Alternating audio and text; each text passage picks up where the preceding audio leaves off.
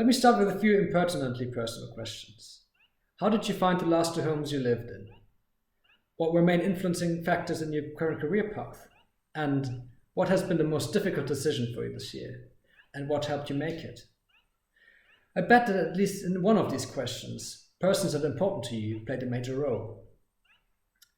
This shows we're not going through life on our own. We're social animals. We meet, we interact.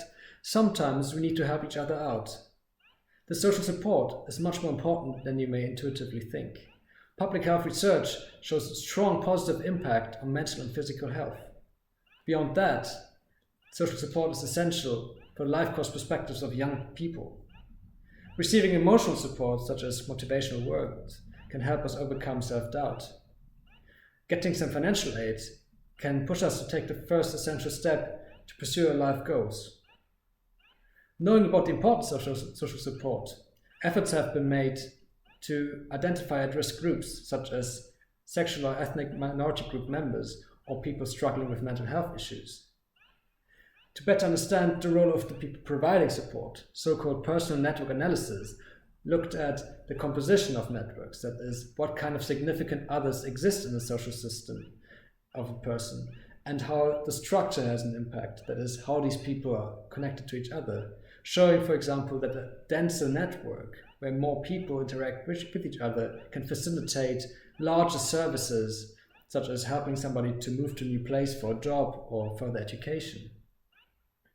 What this approach has largely been neglecting, however, is that we in our relationships don't exist in empty space, but we interact in neighborhoods and communities.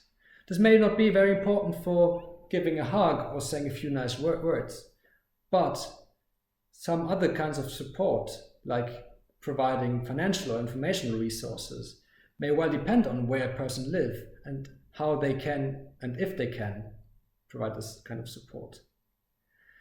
Therefore, in my research, I look at young adults in Switzerland and how their personal networks and places they and their contacts live in influence different kinds of support they may or may not receive.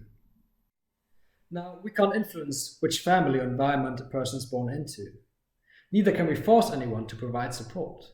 What we can do, however, is to identify which groups of people living in which places need which kind of support. Therefore, taking already existing great services of institutional support, but finding better channels of transporting this support to people most needing it. Thus, bringing together personal networks and places, I hope will allow me to discover nuances and support needs of young adults.